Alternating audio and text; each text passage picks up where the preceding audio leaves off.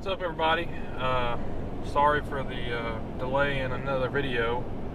We're currently headed to Charlotte to pick up some things for a new project and look at a new potential car for us. So it's 3:46 right now in the morning. We left at 3 a.m. so got an early start. We should get there about 7 in the morning. So once we get where we're going, we'll let you guys in on what we're doing and what we're picking up. So stay with us. Alright, what's up, guys? We've made it to our first destination. We're about to pull up. We're picking up another engine.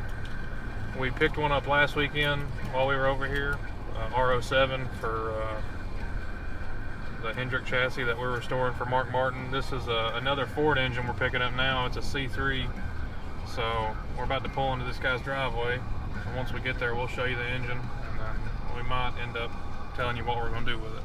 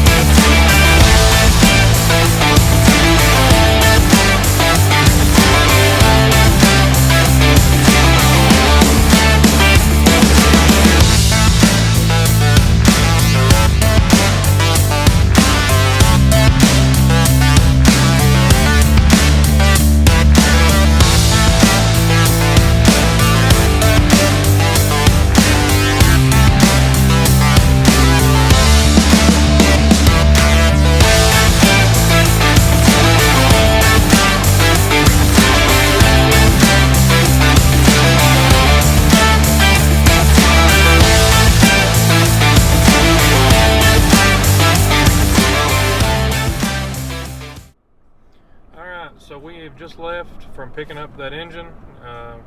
It's a fresh Roush C3.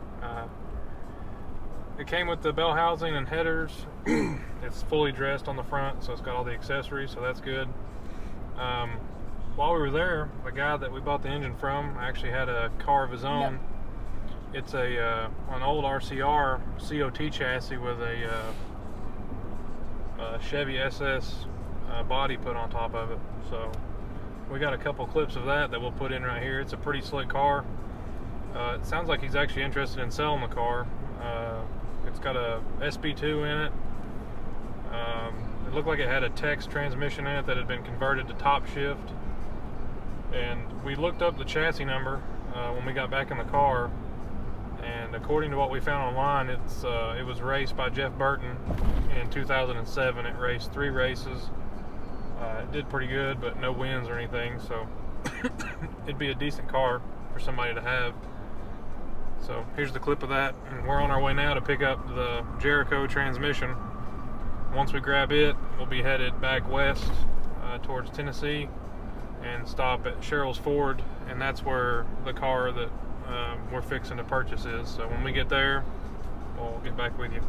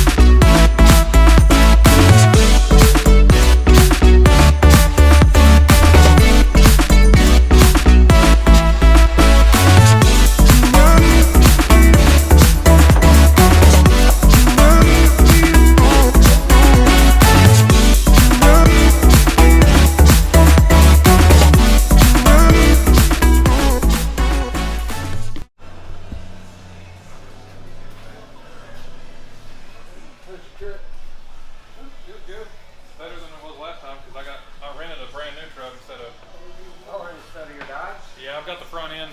I got to rebuild the front end before I take it anywhere. What are you doing? You don't have to stay in the car. Get out. He hates it. It's so loud. He just, yeah. When we start the ones at the house up, he'll take off. He'll put his earmuffs on and go back in the house. He just doesn't understand why it's so loud. Light it. Ready? Yeah.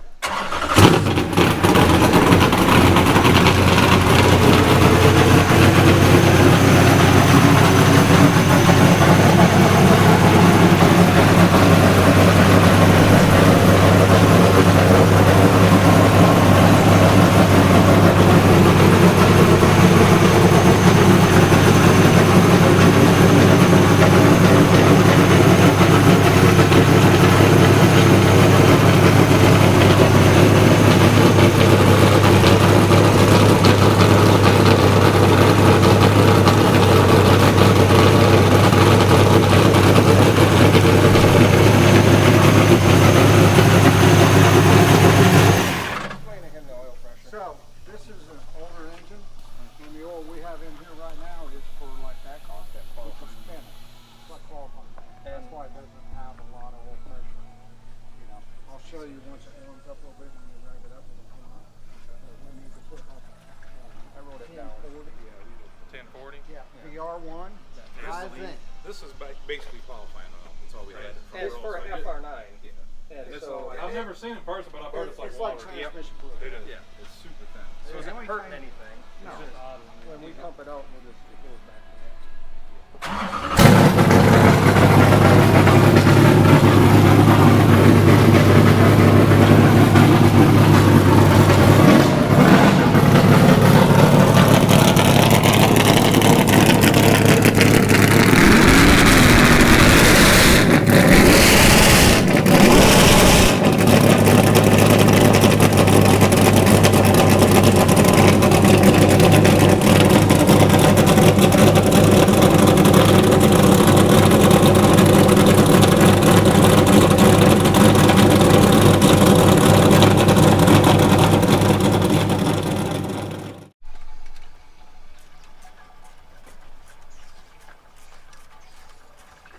And now we can suck the. And then we'll end up taking line off the wheel.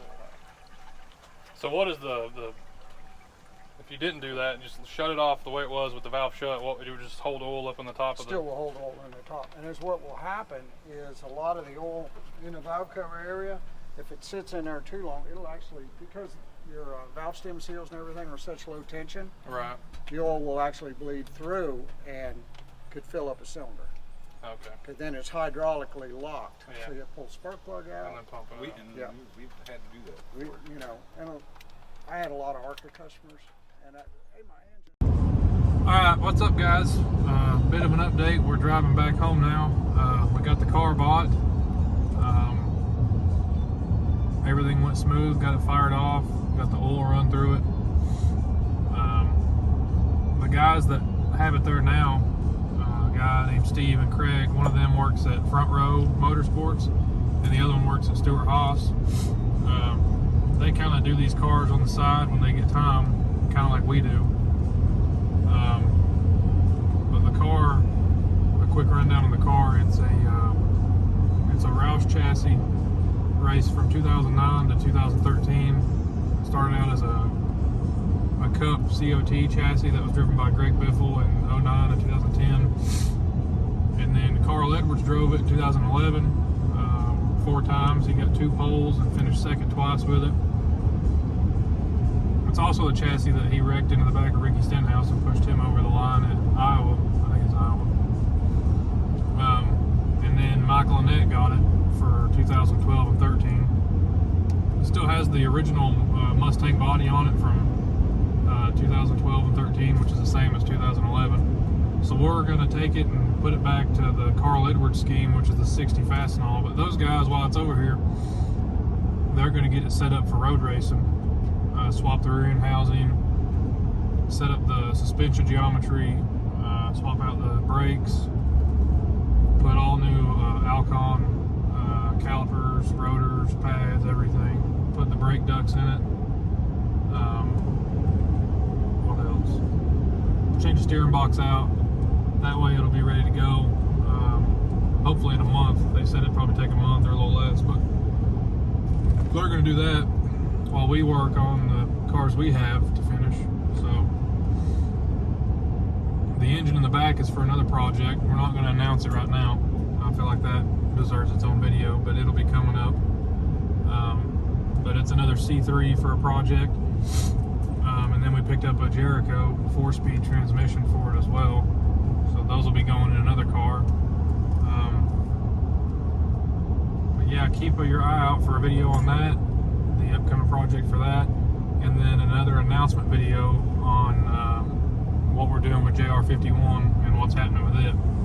So we will get a video out in the next week or so about JR51, and then probably the following week after that we'll release the video of what we're doing with this engine that we went and picked up today.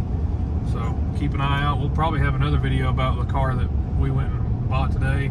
Once everything starts to get finished on it, we'll go back over and either pick it up when it's completely done, or we'll go take it and have the wrap redone on it so it can have the correct wrap. It's got a Pastrana Roush 60 wrap on it that he would have ran in 2013, but he never drove the car, so that's not the correct wrap for it.